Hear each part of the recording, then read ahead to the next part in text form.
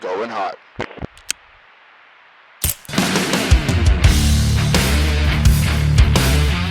Welcome back to the Going Hot podcast. We are continuing our conversation with Jared Shaw and welcome in the terminalist, New York Times best-selling author, Jack Carr. Let's do it. All right, we are back with the Going Hot podcast. We are joined by Jack Carr. My friend, thank you so much for taking the time to come on. I know you've done some smaller shows like Joe Rogan and stuff like that. So I really appreciate you stepping up and coming on to our show here. It means a lot. Oh man, those were all just in preparation for this. I was just getting myself ready, going on Rogan and Tucker, things like that. It was all in preparation for today. So thank you for having me. Here, my brother. I hope you're ready, my friend. I hope you're ready. But no, yeah, all joking aside. Who's that guy next to you? Yeah, no, this guy right here, I figured you all might know each other here. And I was really excited to set this up for that very reason, because as a fan of the Terminalist and the series, you know, I've read the books. I'm excited for them. But what's really cool to me is the big brother. It's how it all came together. And I've got to hear you on Joe Rogan talk about it and some of the other places. But I got to hear it from Jared right here next to me. And so I wanted to put you guys on the same call and hear you all tell the story together about it, because the Terminalist has been years in the making, and you guys have had a lot of blood, sweat, and tears to get you to this point of this combined success that you all are enjoying right now. And so on that note, how did this come together? You know, how did you go from a team leader, platoon commander, to world-renowned author and about to have a prime series and that's just going to crush it? Crazy. Well, I'll take it back a little farther. I'll take it back to just growing up and knowing those two things that I wanted to do, and knowing that I wanted to serve my country in uniform from my earliest days. And then a little bit later, but not much later, knowing that I wanted to write thrillers after that. And that's just growing up, it was just innate. So I knew I was just driven to serve. But then I grew up with my grandfather's medals and his wings. He was a Corsair pilot in World War II. So that's the plane that had the gull wings that folded up like that. And he was killed off Okinawa in 1945. So I had pictures of him and his plane and his whole squadron and in the Pacific, and the silk maps that they used to give aviators back then, all his medals, all that stuff. So I had all that in like a box. And that's really the only connection that my dad had to his father, because they never met. And back then you couldn't just reach out and try to find people who were in your dad's squadron on the squadron Facebook page or anything like that. So there just wasn't a lot of connection for these kids that lost their fathers in World War II. But our connection to that generation and to his father and my grandfather was really through a show called The Black Sheep Squadron with Robert Conrad back in the day. And he was portraying Pappy Boynton, a Corsair pilot.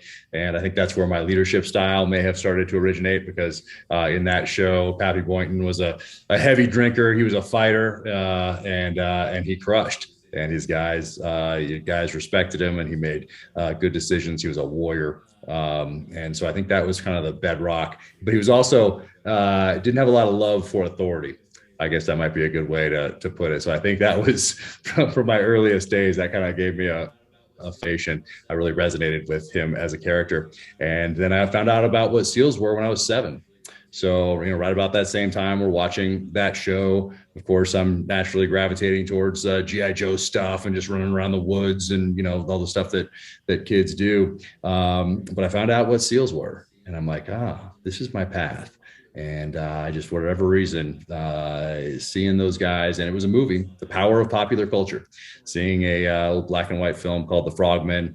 And I saw that just in between football. My dad would watch football, and then I would get to go and turn that channel. The 2 minutes and 30 seconds or 2 minutes that we had for a commercial break, I'd run up to the TV, switch it to the one outlier channel that we had, because it was ABC, CBS, NBC, and this outlier channel that always had a war movie playing on Sundays. So I didn't really care about football, but I cared about that war movie. And so I'd get to do that. My dad would just look at his watch and he'd be like, turn it back. And then I'd turn it back and go back to football, and I'd wait until the next commercial. But one of those one of those shows was The Frogmen, and it showed these guys coming up on the beach and putting explosives on these obstacles. And just asked my dad who these guys were, and the name of the show was The Frogmen, so he said they're frogmen. And then my mom was a librarian, still is a librarian, and we went down to the local library, did some research, found out about UDT, Naval Combat Demolition Units, and Navy SEALs. And I was like, all right, these are my people. And just found out that from that research in the early 80s, when you could actually research everything written on SEALs, because there wasn't that much, you could read it all in about a half hour, an hour. And my takeaways were that, hey, these guys are some of the most elite special operators in the world, and the training is some of the toughest ever devised by a modern military. So I was on that path very early on.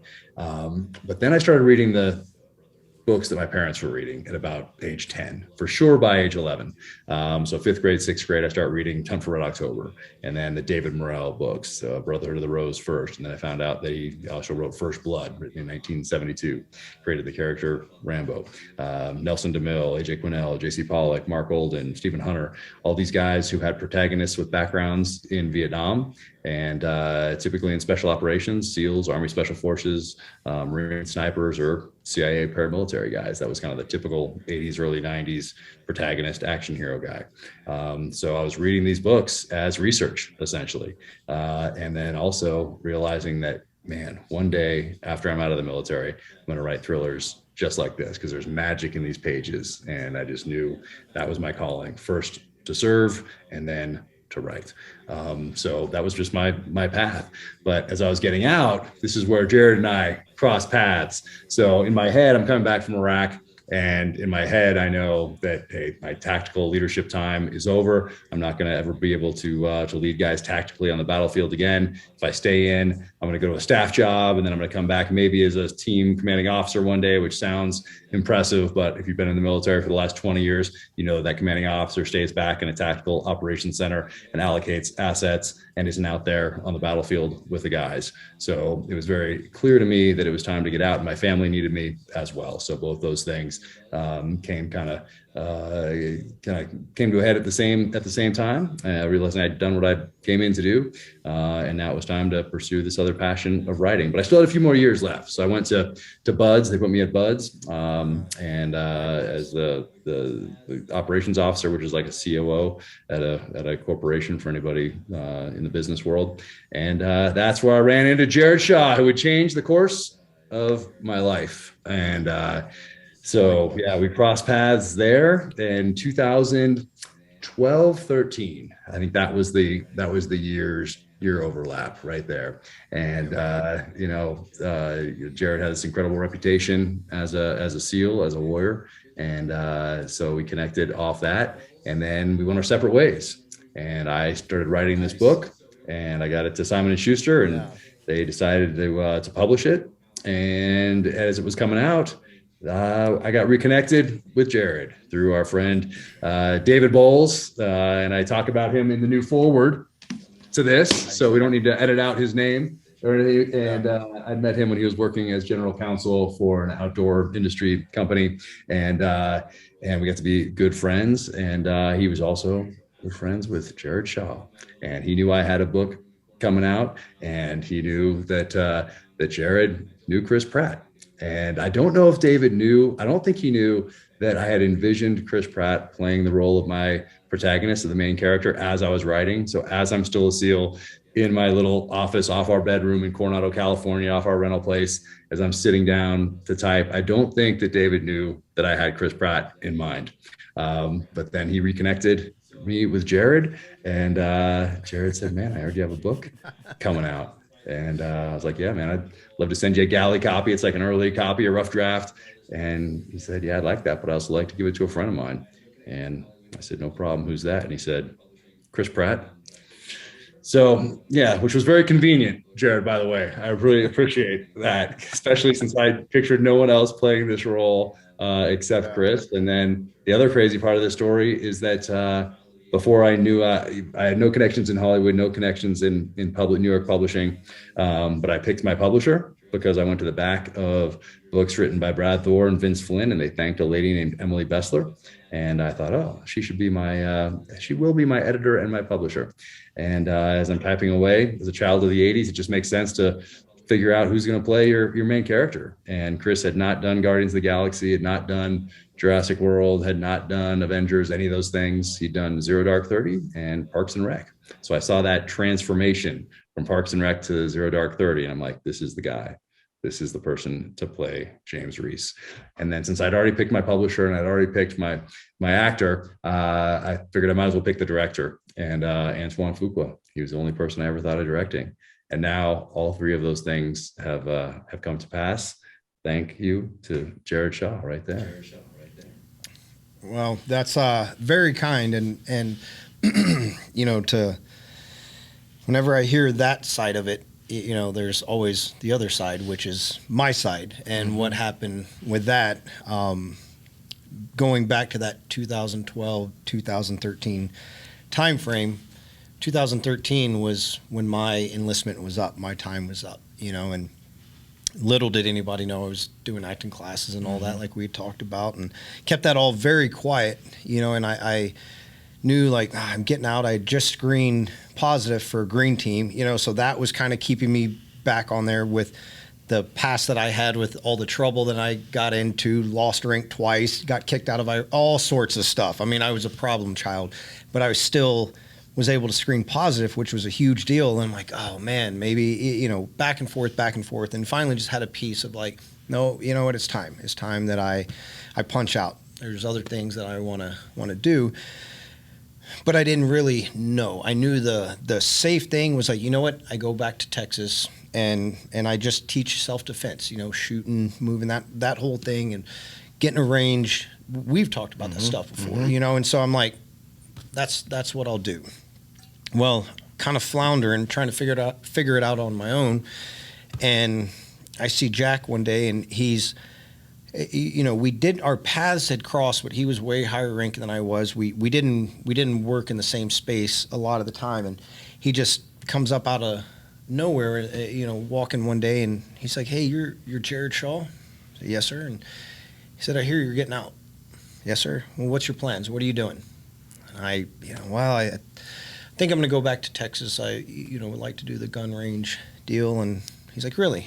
Come into my office. So he takes, you know, time out of his day when we didn't really know each other at all, and brings me in there, sits me down, connects me with people that he knows, you know, just totally goes out of his way, stays on top of it, you know, within that transition period, you know, checks in on me when he didn't have to, when he didn't know me from really the next guy. But that speaks volumes about his leadership and who he is as a man, you know, and that always stuck with me.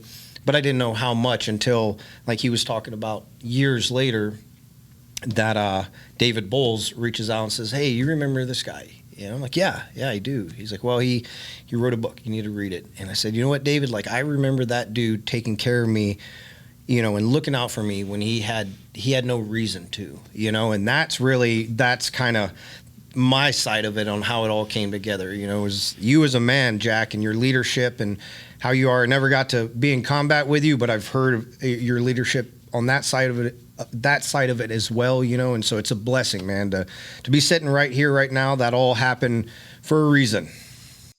It's so crazy. I mean, there's you know, I was telling this story with Chris and Antoine as we're doing the press junket for the show, and you know, those guys can't believe it. You know, they're, especially Antoine, you know, he's sitting there just shaking his head like he's been in Hollywood a long time and he has been crushing it for a long time, and never once has he heard a story like this, you know, to have it be so personal and to have it actually, you know, come to fruition like this. He's just like, man. So we're sitting there doing those press things, and I'm like, it's your typical Hollywood story, you know, and talk about it. And that's, it's definitely not your typical Hollywood story, but it made it so powerful. And then to bring, you know, David, really lucky we get with him as the showrunner coming in and build this trust with all four of us as we started to build out this team, and then, you know, create this thing that people are going to see on screen. It's crazy. It's remarkable. You know, think too much about it, because then you're not actually focusing your bandwidth on doing the job, writing the next book, working on the scripts, editing this, boom, boom, boom, But after we saw the premiere, and then I came back home on that Friday, the day after the premiere, or 2 days after the premiere, and sat down for a sec, I was like, man, first breath in a decade plus. And I was like, man, that's crazy how all this came about. And David Bowles is the unsung hero, though. I talk about him in the new foreword to the hardcover edition of the Terminal List. But man, what if he hadn't connected us? What if he hadn't reconnected us? Yeah, well, David Bowles called me and asked me. He's like, "Hey, do you remember this fella?" And yep, I remember him. He wrote a book, and even in that time of my life, working with Chris and all, there was stuff that would get thrown to me all the time. Hey, you need to read this. I'm like, when I found out it was from Jack, I'm like, absolutely. But I kind of, no disrespect, Jack, I kind of went into it of like, all right, another military guy doing something, like, all right. But like I said, with what Jack had done for me, like 100%, I'm going to read it. I read it. And I'm like, oh, okay, we got something different. Yeah, you here. Called me after you read it. You're like, hey man, I just read this book. I'm gonna get you a copy of it. And you did. And right there it is. And that's what it was. And and so that's when I got a hold of Jack, and I'm like, hey buddy, and we had that kind of reunion over the phone of put the pieces together, and I was able to tell him, like, dude, thank you for what you did. Like, you did something for me when you didn't have to. Never forgot it. Read your book, love it. Do you mind if I give it to a buddy? And that's when I gave it to Chris. And Chris, you imagine I get thrown one or two things every couple months for people to read. It's daily for Chris. Mm-hmm. I mean, it's nonstop. And for him to pick something up and read it all the way through, it's got to be good. And he did that. He read the entire thing. And I mean, he wanted it before he even finished reading it. And I have a picture of the moment he started reading the book. How cool. Yeah, we were on a plane flying somewhere, I don't remember, and remember giving it to him, and he started reading it then. And I'm like, oh yeah, that's picture. We need to hold on to that one, and so read it, he loved it, and then that's when Antoine Fuqua had wanted it the same time those two talked, and man, here we are. Yeah. I have that picture. It's awesome. And then I have a picture of you reading it. I have a picture of you reading the script, That's right. So it's, that's just awesome to see this all come together. It's insanity. Yeah. There's a picture of Chris reading the book. And then there's that picture, Jack, that you're talking about where, years later I'm reading the script. And then there's another picture where I'm looking at the TV at my house doing post, watching one of the scenes, of the show. So you have those three moments in time. And then the last one I've been waiting for, the fourth one, was going to be a picture from the premiere. So now we got that. It'll complete it, all four of them, the whole process, How, cool. Jack, how many times throughout this process did you ever have moments where you just step back and you're like, I can't believe this is happening, from my brain to the book, to writing it all on paper, to now seeing Chris Pratt and the rest of your buddies and crew and everybody out there putting your vision to work? Did you find yourself at moments where you're just like, is this real life? Not really until just a couple days ago. So got home from the premiere we had the premiere on Wednesday. The whole people out there taking pictures and the whole party and the whole thing. So that was Wednesday. I came home Friday, and then Saturday and Sunday I went right back to work writing. But at the same time, I was like, I took that breath, and that's the first time. I mean, I took a breath. It was like 5 seconds, but because you can't let too much time pass. You got to get right back on it. There's so much to do, but I was like, wow, man, it's kind of like we did it, because anytime along this process, there's so many things that can derail I don't even want to talk about it yet, because we have a couple days to go until it actually hits screens. But the closer you get, the harder it is to derail. But there are so many opportunities throughout the whole process for it to go sideways, but or not get made at all, or not finish. But I always thought, because I wanted to do this from such an early age, that was just the natural path. It was, okay, I'm going to join the military. I'm going to go to BUD/S. I'm going to serve my country. I'm going to go into combat. I'm going to be a leader. And then I'm going to write thrillers, and it's going to be a New York Times bestseller. And then it's going to get made into a movie by an A-list star and director. Like, those are just the things I was like, yep, that's what I'm going to do. And so I never really thought about, oh man, what are the odds of making it through BUD/S, or what are the odds of making it to the getting published at all, let alone by a big New York publishing house. Then, the odds of making the New York Times list, the odds of something get picked up, and then the odds of that even getting turned into a film or a series. And but I never wasted any time. Like, that was 20 seconds right there. But that was 20 seconds that I could have been wasting every day for all of my life. And that would have meant that I wouldn't have been doing pull-ups or sprinting hills or reading about warfare or terrorism, insurgencies or counterinsurgencies.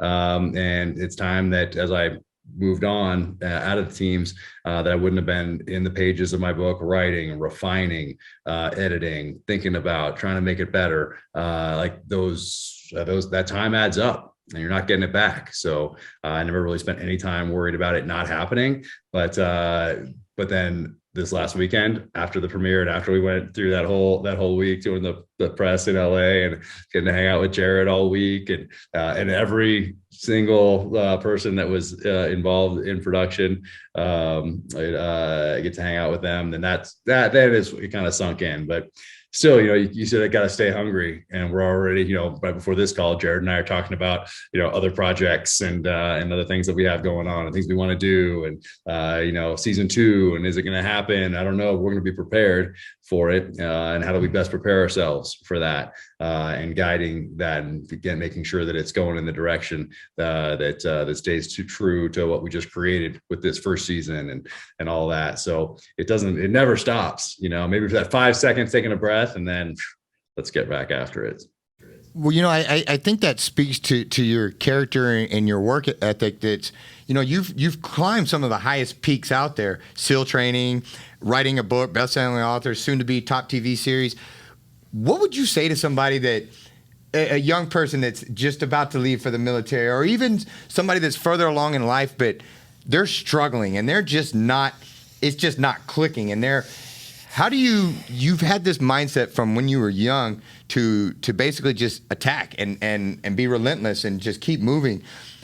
What would you say to somebody that's just starting in life or having a hard time? How do they tap into that? How can, the mind can be our strongest muscle and also the weakest. How do you condition yourself to just keep moving forward and find victory in what you do instead of defeat?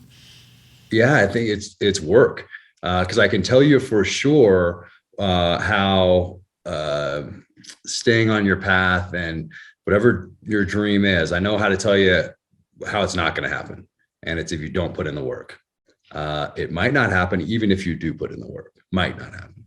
But it for sure will not if you don't. So that's the given. You have to put in the work. You have to build that foundation, whether you're starting at age 5 or 10 or 20 or 40 or 50. You have to put in that work. You can't just worry about it not happening and not do the work, because then it's not happening for sure. You've already lost. And you haven't even done the work. You haven't even done the prerequisite, which is putting in that foundation, which for me was reading and studying about warfare, and then training my mind, body, spirit to be the best warrior I possibly could, the best leader I possibly could. Everything was focused on that. But if I hadn't done those things, if I hadn't prepared, if I was just like, man, SEAL training looks tough, that would be awesome, but I'm not that fast, or man, I'm not that strong, or well, once again, how many times did I just waste right there? I could have been doing that pull-up. I could have been sprinting. I could have been reading that book about SEALs in Vietnam or whatever, and making myself an asset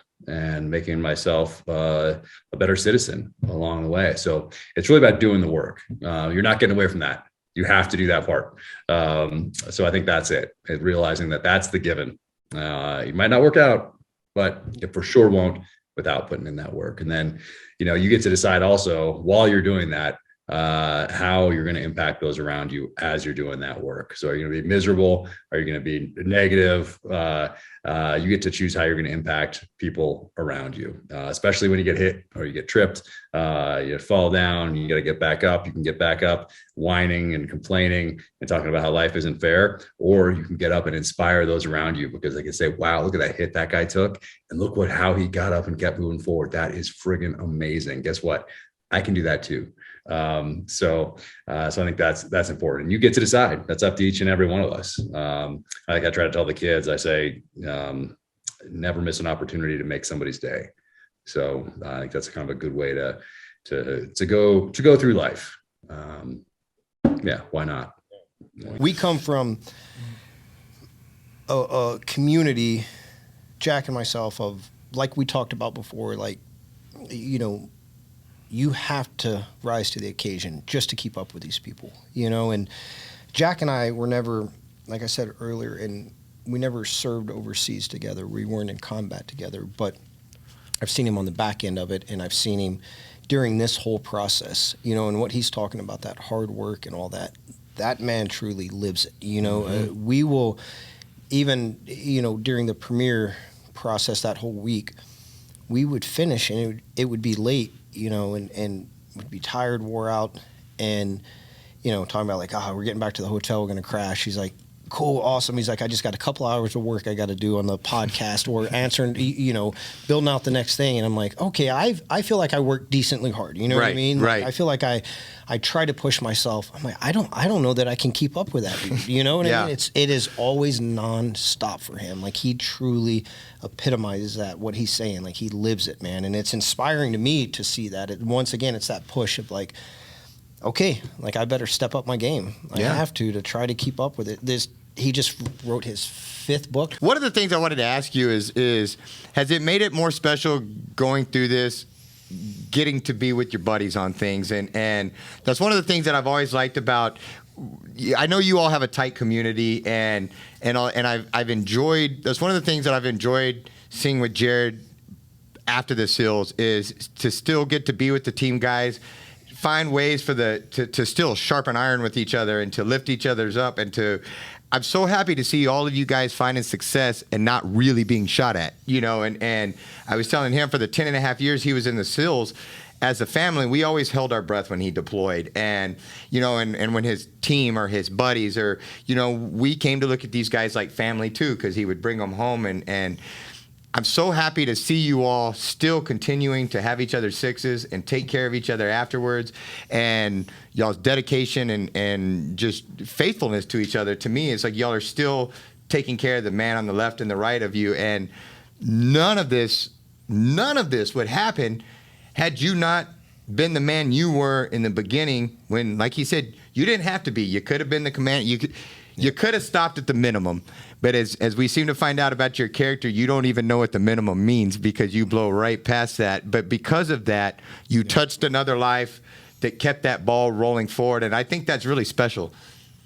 Yeah, I mean, to be able to do this with Jared and then to have a reunion on set, that first episode where I just posted a picture on my Instagram today with Ryan Sangster and Kenny Sheard and the three of us standing with Chris there on set in that first scene. I mean, to have like good guys that you knew from the teams now out and crushing it and helping each other in this next phase of life, in this next chapter of life.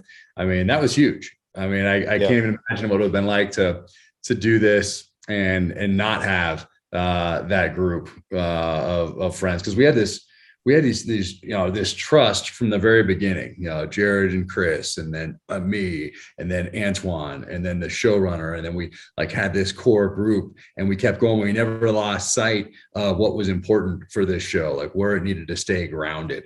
And this is Hollywood, so staying grounded is more difficult than one would imagine. You really have to work at it, especially as more and more people up and down this new chain of command that you have start getting involved, because they're bringing a whole lifetime of experience that's quite different, and they're bringing that, and they're experts in their field. But when it comes to a different type of project, you really have to have this core group that's willing to stand up and fight and make sure that you stay true to whether it's that source material or it's what this foundation that you start to build upon, like we did for this, and add these elements of psychological thriller and conspiracy thriller to what was essentially a revenge thriller, and make it and build off build upon the foundation of the book and make something that is visually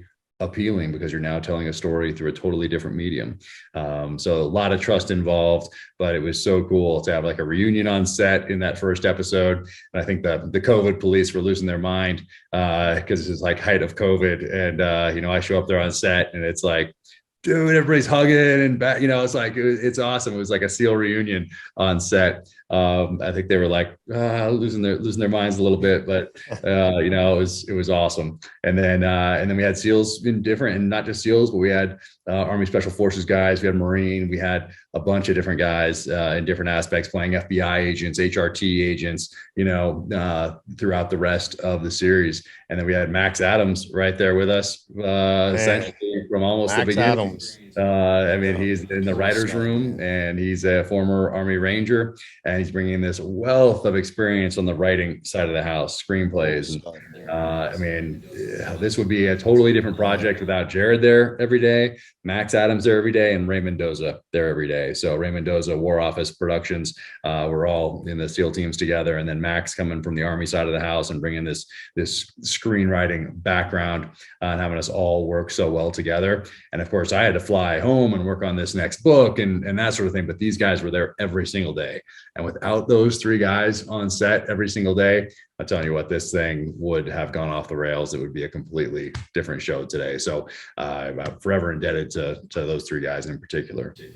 Well, appreciate the trust and you letting us go with it, and I echo you on that about Max Adams. He was the Army Ranger that Jack was talking about in the beginning, day one in the writer's room. And that guy will never know the battles that he fought to keep it as authentic as he could, and then, Ray Mendoza, Kat Samick. She fought, she went to the mat all the time. And then I've talked with you a little bit about it. Dave DiGilio. That guy I will forever be loyal to that man. He put his money where his mouth was every single time. We always talk about Chris and Antoine, but Dave DiGilio, I couldn't respect that man more than I do. Like he showed up and he fought every single time. Just an amazing leader. He led the show. He was every day in the writer's room, executive producer, and then fought for that authenticity. It would be a different project without him as well. Well, because I'm strictly guessing here, but I'm willing to bet that Hollywood may not fully understand the SEAL teams, and so that a lot of the, I don't know what they are, Hollywood executives and stuff, if they wouldn't necessarily get you all side or point of view on a lot of stuff. So I'm glad that you had strong advocates there that would go to war for you. Oh yeah, it would. I can't imagine having a different showrunner on this project, because the showrunner, for those listening, it's like more like a director in a feature film that's kind of running things. But when you have multiple directors, you have multiple storylines with different writers writing each one in different episodes, and you have to kind of weave all this together. Like, you're the person that's the glue dealing with all of that.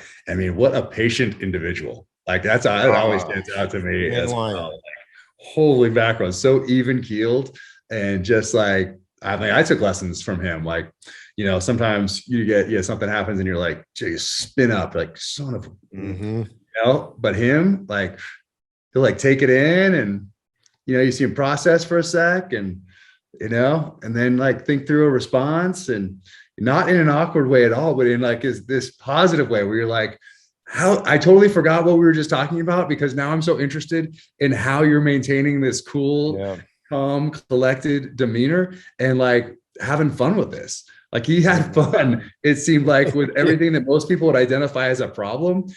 Just his outward demeanor and body language and tone made me step back multiple times and be like, I just totally forgot what we were upset about, because this kid's one cool cat, and he's got a lot. When you think about everything he's responsible for on those sets, like, That's a lot. That's a lot. So I took that lesson from him. Like, yeah, maybe I should just take a breath every now and again and realize, hey, we have some time. We get some time to work on this problem. Kind of like take a breath, look around, make a call. Well, we don't necessarily have to make that call right now because no one's shooting at us, no one's flanking us. They might be in some sort of a figurative sense, but you know what? We have some time. And so I took that from Dave, and what a great guy, what an incredible human being. Absolutely. I've been really excited to see the different doors and avenues that have opened up for you guys because of this. And I'll use, for example, I was watching UFC last weekend, and I noticed right there in the middle of the octagon, they had the terminal list on there. I'm a huge UFC fan, and I thought that was really neat. But then also, even prior to that, I'm also a big SIG fan, and I think you are too, but you got to go out on the SIG deal with Valentina. I butcher her name every time, and I would never do it to her face because she'd beat me down, but you got to go out and have her as a shooting partner, and as I was watching that, I was like, what just a cool turn of events in his life that he goes from living the SEAL team life to now he's out here to SIG sponsored deal with the UFC champion out there as a shooting partner, and I just thought it was really cool, and I'll be tuning into the upcoming UFC, and I'm excited to see. It's just so cool to me to see all the different worlds come together for people that I look up to and admire. I'm very happy for you. Oh man, thank you so much. Yeah, and Jared was invited to that SEAL or that SIG Hunter games as well, and but he had to work. He had to be on set. So I got to go. I'll give you my number in case you can't reach him. I don't shoot as good. I don't run as fast. I'm not as strong, but I'm a little taller than him. So that helps. Well, that's not saying too much. Let's I know. If you need a taller person to fill in for him, call me. I'll handle it. But that's all I've got on him is I'm taller. Other than that, I've got nothing. That, man. No way. Royce Gracie was there too, and he went back this time, and I couldn't make it this time this year, but he won. His team won this time. Royce Gracie, who was such a good guy. Oh my gosh, what an incredibly, just a kind human being. And then of course Bullet was there as my partner, and then we had Cowboy Cerrone was there as well, and we had a blast. So who's in our show, by the way? Yeah, is that secret? I don't know if that's secret yet or not. This will come. When does this come out? We'll now air it after July 1st.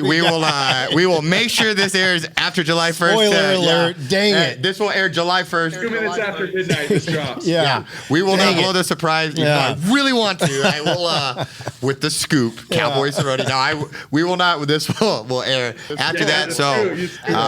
But I just want everybody to know I knew before. Yeah. So I was in the cool circle of knowing that Cowboy was in there, and but no, again, I think that's really neat that you get how cool, and because I watch a lot of your SIG stuff too, and I just it's really exciting to me that you guys are getting to live lives that I feel you've earned through signing that contract with the SEALs, and like I said, to see you getting to do all these things where you're not being shot at and you're not just trying to save your lives and the lives of your men, I think it's well earned, and I'm grateful that you're getting to do it, and you've earned it. Oh man, thank you. I mean, it's gosh, I feel so fortunate each and every day. And that like in buds or whatever else, I always think back to all those people and what they sacrificed so that we could do this. So I could be there following that dream on the sand in Coronado, California, doing push-ups and getting sand kicked in my face and told I was never going to make it. And, all the things they say to everybody. But I thought back to from the inception of this country up until today, all those people who sacrificed everything so I could be there. Particularly, I think back to World War II, probably because I was on a beach. So it made sense to think about those that are storming the beaches of Normandy or Iwo Jima and what they had to go through, and, crossing that sand and facing. I really think that was our greatest generation. Yeah, I mean, geez, those guys stepping off the back of the landing craft into the surf, and then running across that beach, machine guns in elevated positions, no cover, concealment, or anything. And I'd be like, well, guess what? I can do a few more push-ups. I can get yelled at a little more here. But in life in general, I think that's a good thing to think about because it puts things into perspective. and then also it makes you maybe want to put a little more thought into some of the issues of our day, the more contentious issues of the day, and really put some thought and some study into them before making a snap decision or retweeting something from somebody who also did not put in the requisite time, energy, and effort towards studying that issue. Because when we think about what was sacrificed for us, that's what we owe those people that didn't make it home, or the ones that came home that never walked again, or they were missing arms and legs, or dealing with the post-traumatic stress, or dealing with the traumatic brain injury. And that's what we also owe those future generations, we've been entrusted with those freedoms. And so I think about that every day as well. My responsibility as a citizen to make good decisions for the next generation, because it's not for us. The decisions we make in that voting booth, it's really not for us. It's really for the kids and grandchildren and the future of this country. So, so I do think about that a lot, as well as I'm writing or just going through life. So, well, that's one thing. I've watched several of your interviews and stuff like that, and outside of Terminal List, and that's one thing that I respect and appreciate about you, is because in our hands we have the power of knowledge in our hands right here on these phones, and yet so many people choose to be willfully ignorant and not seek out the truth on an answer, and not educate themselves, but to fire verbal vomit from the hip and be so passionate in their ignorance and so convinced that you're wrong. And one of the things I've appreciated about watching your interviews is you don't show up at the table and try to wing it on stuff. You know what you're talking about, and you've done the research, and you're speaking intelligently and informed. And to me, it's such a lesson, because everybody shoots back with an emotional response now, or it's not truth that they seek, it's emotion or being affirmation, but when I listen to you speak, it's based on knowledge, it's based on history, it's based on research, it's you know what you're talking about. And I wanted to commend you on that. If nobody said anything, it's one of my favorite things about is the fact that you walk the walk and you don't just talk the talk. And I'm grateful, because I wish more people would actually not listen to the 10-second media clips on things, or be informed that way, or get their news off of a meme, which seems to be where we're at. And that's one of the things I really enjoy about watching you do things, is how much knowledge you bring to the table. And I appreciate that. Man, well, thank you. And sometimes on some of those shows, it's tough, because you have 2 minutes and 30 seconds, maybe tops. And maybe there's another guest in there. And sometimes you're staring into a black screen. I don't know why that's the case in 2022, but you're staring into a black screen where you can just hear the host in your ear. So there's no body language, there's no verbal cues about if you should stop talking, if you should continue. Are they nodding? Are they shaking their head? Are they giving you a little okay, let's wrap this up? None of that. So you're just staring into this black box, and it's bizarre. But you can't go back. So there's the added stress of because on this I can go and say, oh, you know what? When we were talking earlier about X, Y, or Z, I think what I meant to say was this. I'm not sure if it came off that way, but this is really what I meant. Does that make sense? You do not have that on Tucker Carlson with 6 million people watching in your minute and 30 seconds that you have. What you say is going to be out there. So there's that added stress of that. So when I see people sometimes on there and they're saying things, I try to remember what it's like to be in that seat and staring into that black box, and you're hearing the host, and you have a minute and 30 seconds, and the added stress of that. So it's maybe not the best way to go about discussing some of these issues, but it's a way, and it's a way that comes into our homes primarily through television still, but it's a little bit uncomfortable. I much prefer something like this, where we can go back and kind of discuss things like humans, rather than okay, boom, I'm going to ask a question that's designed to keep people focused right here, and then you have your 1 minute, and I might interrupt you a couple times during that, and it might not be a question that you think you were going to be asked, because the previous guest just answered that, and so now you get this curveball, and you're in the hot seat, and it's live. So it's it's a very interesting position to be in. But again, you set yourself up to win there, which I think is, by doing we were talking off air earlier, and you were talking about how many you got to read these books and kind of how you do your show prep and stuff. And it's everybody thinks they can just go out and do a podcast or a video or this or that until you turn on the microphones and the cameras and you have to go, and it's go time, and that's where the rubber hits the road to me. And it's the guys that are prepared, that have done the work. I mean, you might stumble out the gate, you might do this, but you can fall back on your preparation. Whereas if you're trying to shoot it from the hip, you're going to get in trouble real quick in this industry or podcast or whatever, life. Yeah. No, I mean, like Jared, I mean, people think it's easy, I could do that. All you do is go up there and say your lines, it's interesting to see it and see how much preparation goes into this, and to see Jared doing those classes to prepare for any role, and then zeroing in on Boozer's role and then what he brought to that role. It's just not a SEAL playing a SEAL. I think that's like the misconception that a lot of people could have.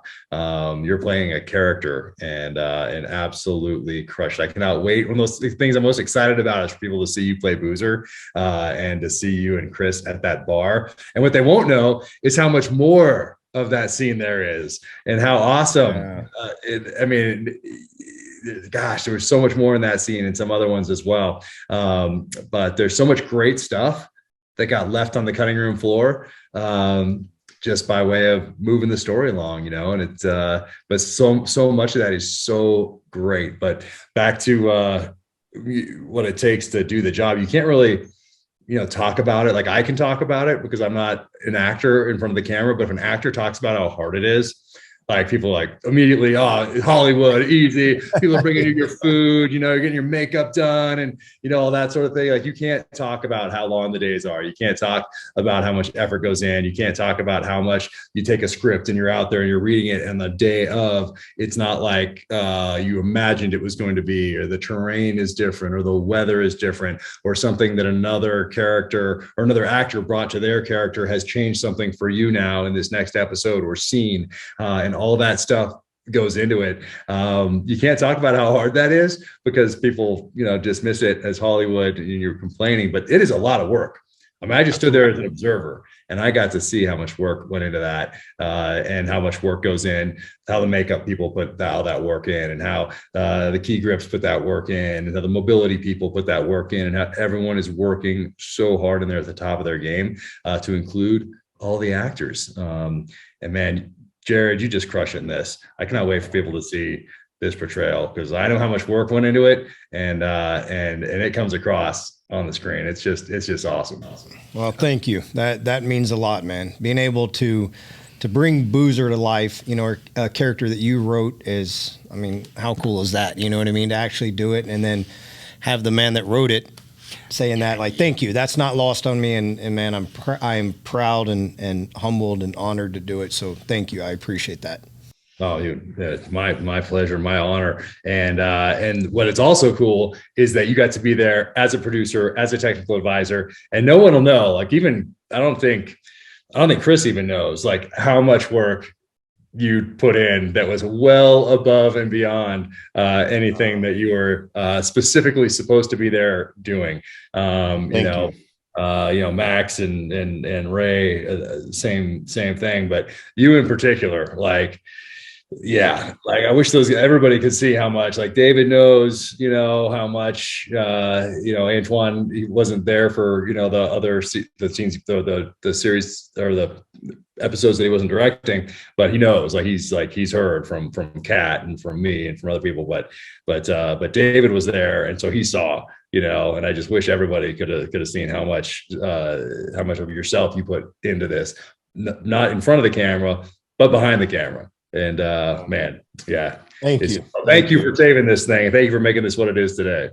I appreciate that, man. It was a blessing, like what an opportunity, so I accept those words. I appreciate them, and I'm thankful to have been able to do it. Man, and you know what else? They got left on the cutting room floor. There's a few things, but the two that stand out to me the most, well, the three are the ones we already talked about. With you in the bar with Chris, and then Chris driving the Land Cruiser and looking for the right kind of vehicle to steal. Because oftentimes in Hollywood, we just see somebody and they break a window of a car, they open the door, it happens to be open, and then they lean under that dash and they do something, and then the car starts. Those two lucky wires, those two wires that you touch together every time that are just right there that'll start any vehicle. Yeah, and I remember reading that scene the first time, and I was like talking to David DiGilio, the showrunner, about it. And I'd been to a car stealing school. Gosh, now it's been a long time. I won't even say what year it was, pre-September 11th though. And how they talked about the different types of vehicles and which one to look for, which ones were easier to steal, and that's, and what would you need to do that. And they're all a little bit different based on obviously model, make, and year.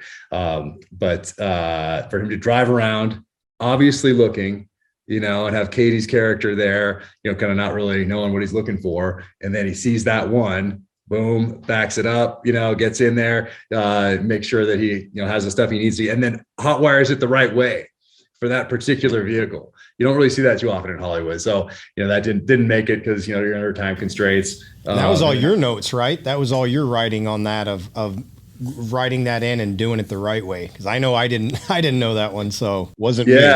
No, I wanted to put that in there, but then Ray, when they found the actual car, then he went and figured out how to actually steal that particular one. Nice. And then the other one is, man, when the music's going and Chris is going back to into the team room, into the cages and all that sort of a thing, and the music's going boom, boom, boom, boom, and then he opens the door and it shuts, and it's all the cages of the guys that didn't make it, and it's just silence.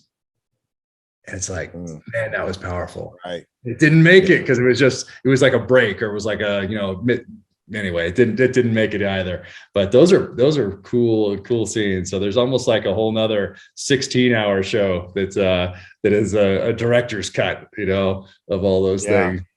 But I see why. Like, I learned so much during this process, and see how, working with people who are really at the top of their game as far as this stuff goes, I understand why. It's just unfortunate. And Stephen King calls it killing your babies. It's like you write something and you love it and it's awesome, but it's not working, and you've spent days, weeks on it, and you've got to edit it. You got to Control Alt Delete that paragraph, that chapter, maybe a character even. But so I see why, but it's at the same time, it's like killing your babies, because those scenes were so good, and they exist out there somewhere. But just like with a novel, you need to edit it down to get it to the place where it's the best product that it can possibly be for someone to pick up and then digest and go on that journey. And it's, same thing, but it's visual here, but the editing still remains the same in that some of them are painful to take out, but that's just how it goes. Yeah.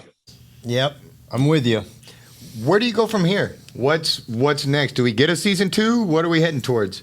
We shall see. I think a lot of that's going to depend on, how this season does. And I'm sure in the way that we consume things now, there's a lot of data out there for Amazon to look at and weigh, because they can tell exactly when we're turning things on and when we're turning things off and when we're switching. And, that data exists out there, just like it does on all the social media platforms and websites and everything else. But, I would hope that if it does well, and if Chris wants to do it, and if his schedule allows, that they can work that out, and we'll get the band back together and start moving forward on that. But right now we have a foundation, so we have a little foundation, a little outline that I put together and sent to the showrunner, just so we can start thinking about it, so we're prepared if they're like, hey, season 2. We're like, okay, not scrambling, but we have something that we can change and morph and edit and build upon. So we'll see. I'm hopeful. And all of Jack's spare time, he's already written out. Yeah, I know. He's probably on season 4 already. Yeah, exactly. How he wants to do it. Told you the man doesn't sleep. Well, I'll tell you from here, you guys will have entire communities supporting you. I can tell you that Jared has a whole entire hometown behind him. And by extension, you do too. We're just so wildly supportive of you all, and again, we're very grateful. I know how busy you are, especially now hearing it directly from you. So thank you for finding the time in your schedule to do this. Thank you for being a good friend of my brother. I'm very grateful for that because he's so special to me, and he's somebody that I look up to and I admire. And so to see him surrounded by good men, it does well for my soul. And so thank you for that. And you know, it's not lost on me that you're doing an interview with me because of my brother, and I'm grateful and I'm thankful, and I wish you guys the absolute success because I know you're going to crush it. And I'm calling it right now. You guys have a hit on your hands, and I'm happy for you. And this thing's going to go big. And so, well done, my friend, and thank you. And Jared, thank you. Yeah, it's been a real honor to get to be your big brother through this process and get to see how all of this unfolded. Get to see you with your friends and your mentors and people you look up to.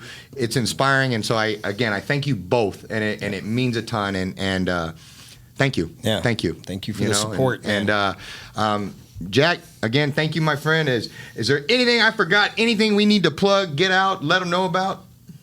Oh man, no. I mean, I look up and admire Jared as well, and it's certainly not lost on me that I wouldn't be here talking to you about this 8-part series dropping on Prime Video with the exact person I wanted to star, the exact person I wanted to direct, without the man sitting next to you right there. So that'll never be lost on me. So man, thank you both so much for everything, and Jared, looking forward to seeing you in a few days, and then.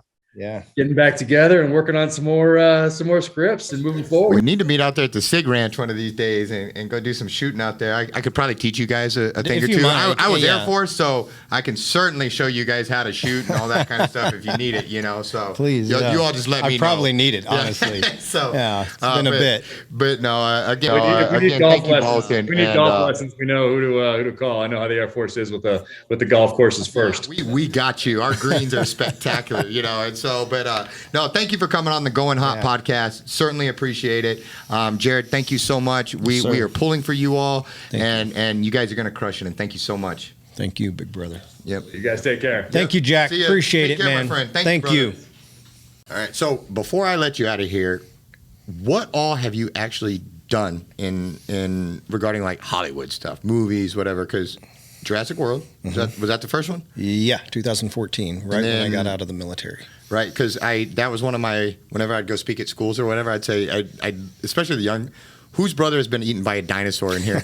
You know what's even worse is how many of them raise their hands and said mine. You know, like you're like, come on. And no. I'm like, so your brother's been eaten by a dinosaur? Mm-hmm. Yeah. And I'm like, well, okay, well, never mind. You just stole my whole punchline. But no, that's.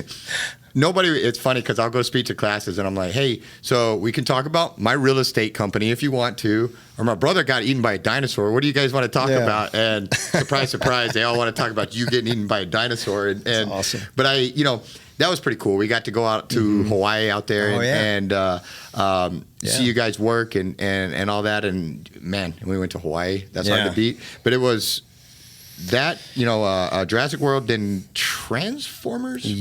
Transformers Last Night or Black Night or it was like part 27 or something. I forget which one. I never actually saw it. I saw the scene with you in it. You look cool. Thank you. Was it?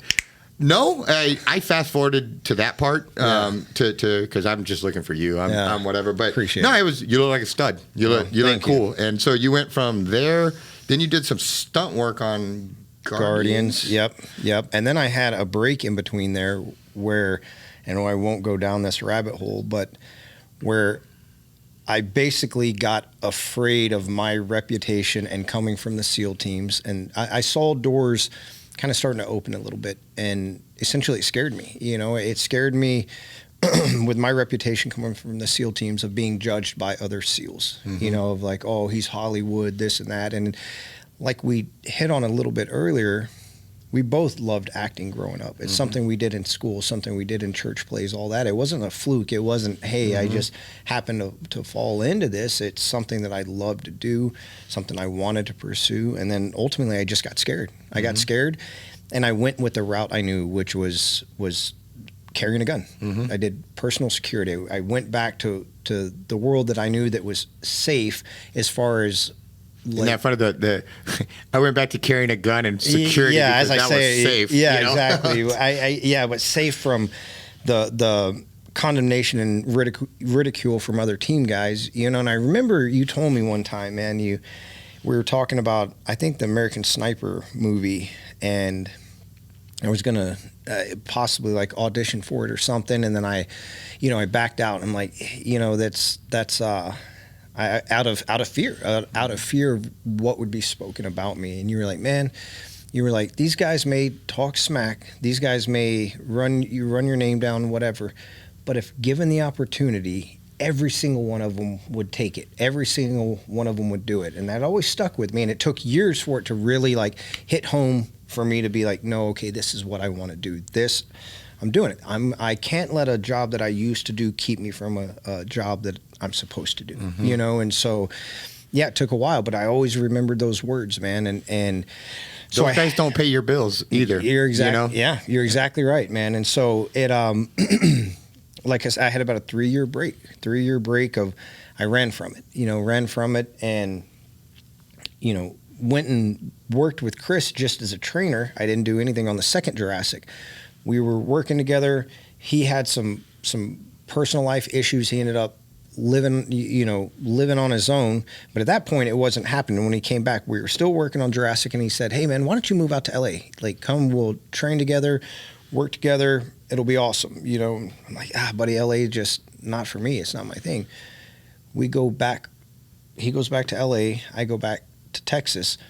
Hurricane Harvey hits and wipes out my my condo. Your house. Yeah, exactly. Yeah. So I'm like, so I call him up and I'm like, hey, buddy, is that room still available? Yeah, so I don't have a house anymore. Yeah, and he just happened to, like I said, have those personal issues going on where he became a bachelor, and he's like, come on out, man. So we, for a year and a half, 2 years, we lived together, and that's when, right around that time is when the book came. It's just looking back, there's no mistake how it all happened, but really long answer. I apologize.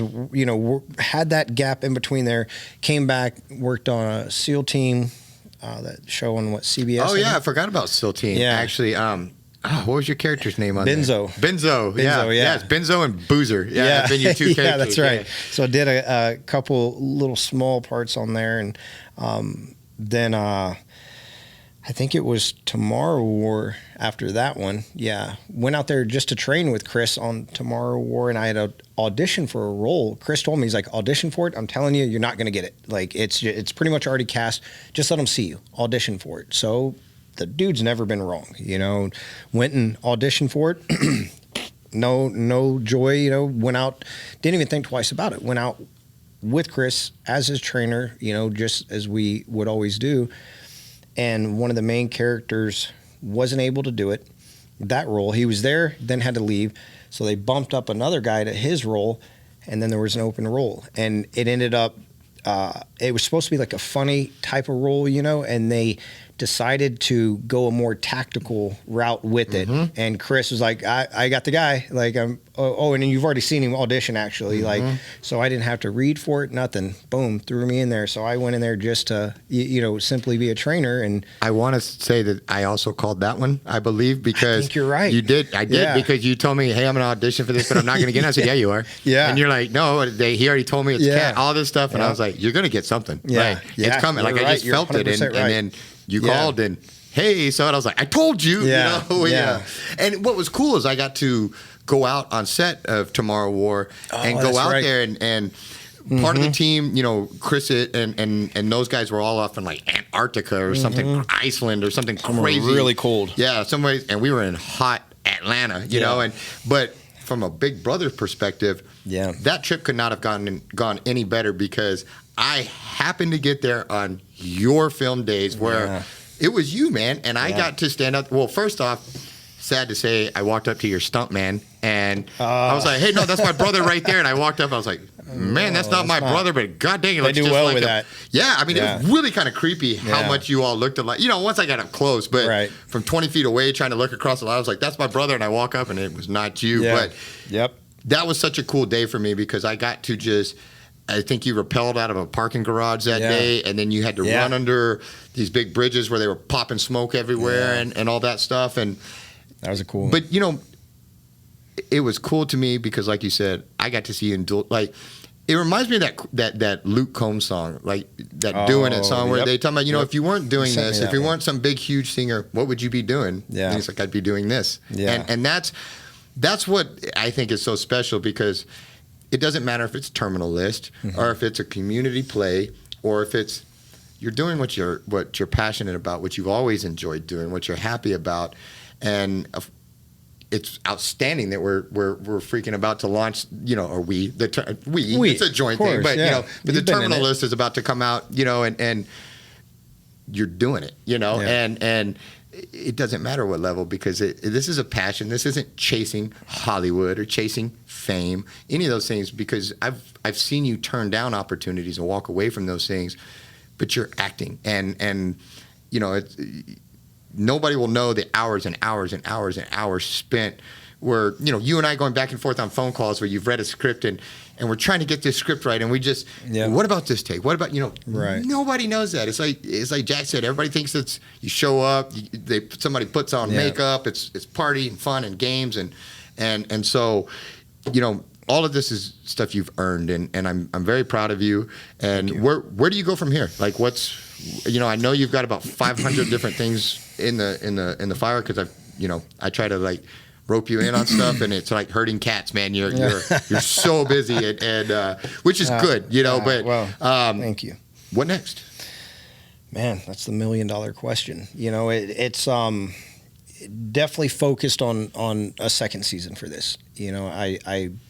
I believe, without the show having dropped yet, I believe the possibility is there. I do. Mm-hmm. I believe this is going to be something a little bit different than people have seen. And they may not love it, but I feel they're going to want to see more of it just to make sure they don't love it. You know what I mean? Like, or they're going to love it and they want to make sure they love it. Whatever it is, I think it's going to be enough to pique people's interest and be like, yeah, we want a second season. So there's been a big focus on that with Jack Carr, with Dave DiGilio, with Max Adams, Ray Mendoza, Chris, of already talking about that and trying to lay that foundation, but, those decisions are obviously made at a level way higher than mine, but we'll front load it. We'll put the preparation and time in for when they say, hey, we want a second season, like, sweet, here you go. Yeah, to where the thinking's taking care of the work. The heavy lifting, a lot of it is done. It's almost like calling the bluff. Like, oh, do you? Okay, here you go. Let's go. So that's a big one. But then it's, in this industry, it's kind of like fishing with a lure, man. You're casting. You're always casting. You ain't catching if you're not casting. Mm-hmm. And so if you're these other projects that that I want to work with Max Adams and Jack Carr, and Ray Mendoza and other people. It's just putting these things together, and you just one of them's going to hit.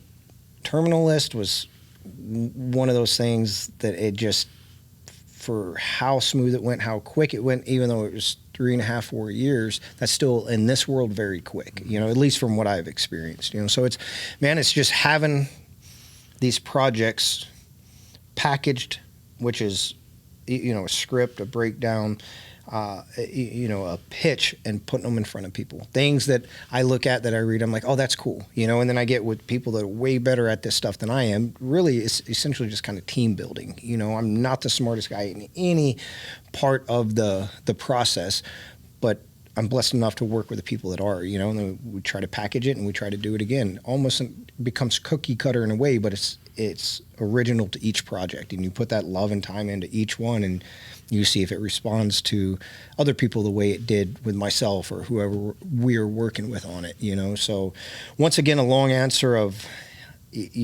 just continuing to grind and learning the writing process. That's been a big one, wanting to learn how to write, because once again, that's the foundation of everything, man, and then continuing with the acting, staying in acting classes, have to, stay on top of it, and the producing side, and building those projects and throwing them in there. And, so hopefully it's a season 2 right out of the gates. Hopefully, best case scenario, we are filming a season 2 almost done by this time next year. Right. That's the goal, but who knows, but other than that, auditioning, staying with it, just staying hungry, man, staying grinding, how we do.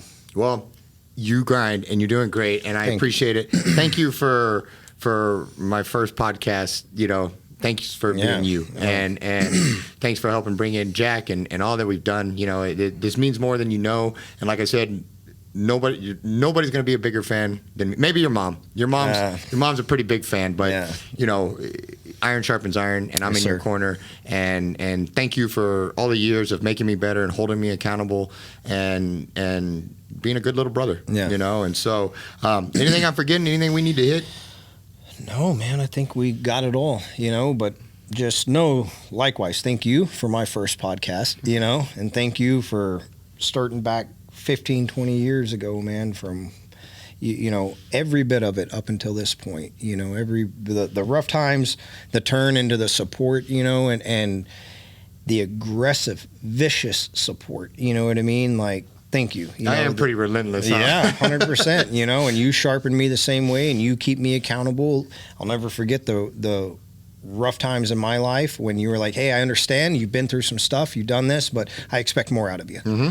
I expect more. That's not. No, we're not going to do that." Mm-hmm. And you held me accountable, and I don't live in that world anymore. Thankfully, that's not lost on me, and the continued support all the way up, sniper school, all that stuff, all the way up until this point, to be able to talk about this stuff, to be able to sit here and do that in this studio, that y'all have built together and done all this, and not lost on me. So thank you for taking the time and having me on as your first person on in a podcast. Like, what an honor, what a blessing, man. So, well, and thank you.